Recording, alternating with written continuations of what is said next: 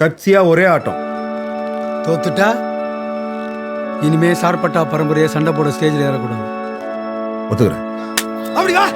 மெட்ராஸ்ல சார்பட்டா பரம்பரை ஒண்ணு இருக்கவே கூடாதுடா.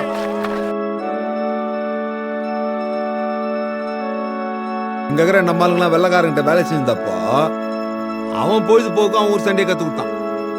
இருக்கிறதுலயே சார்பட்டா பரம்பரை தான் டாப்ல இருந்துச்சு. எல்லாரும் என்னென்னமோ முயற்சி பண்ணி பார்த்தானுங்க, ஒன்றும் நடக்கலையே. அப்பெல்லாம் எங்களை ஒன்றும் பண்ண முடியல. இப்போ இந்த ரோஸும் ஃபேமிலியும் எல்லாரையும் ஆட்சி நம்ம பரம்பரை கவுத்துட்டானுங்க. மெட்ராஸ்ல இருக்கிற ஒரு பாக்ஸ்னாலும் ஃபேமிலி அடிக்க முடியல. பெரிய பெரிய பாக்ஸ் எல்லாம் மூஞ்சி தெரியாது சின்ன பசங்க தான் காலி பண்ணிக்கிறானுங்க. நம்ம கிட்ட இருக்கிற அக்ரெசிவ் ஃபெல்லோ கபிலனா அவன் என்னைக்கு கையில கத்தி எடுத்தானோ அன்னைக்கே பாக்ஸிங் ஆடுற தகுதி இழந்துட்டான். பாத்திர என்ன பேசினீங்க? தப்பு பண்ணிட்டா திருந்த கூடாதா? அவன் அப்படியே தான் இருக்கணுமா? அவனே செஞ்ச தப்ப சரி பண்ணணும்னு பாத்துனேறான்.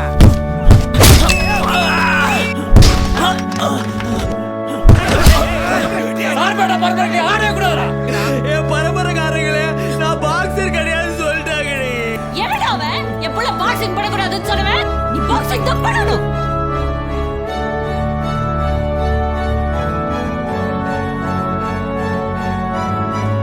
ஒருத்தனவன் கூட இல்லைனாலும் ஓடு, கூட இருக்கிறவனே தள்ளி விட்டான ஓடு.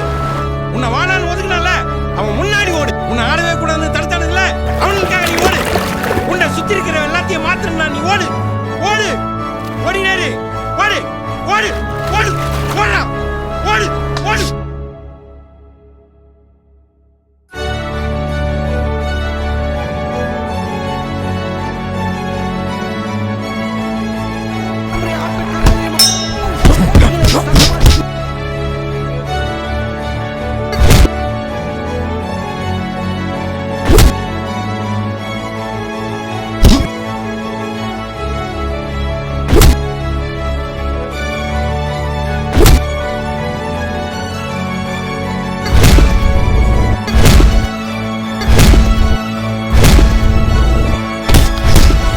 குத்து சண்டை பரம்பரை போட்டிகளிலே இப்படி ஒரு ஆட்டத்தை யாரேனும் பார்த்திருப்பார்களா என்பது சந்தேகம்தான்.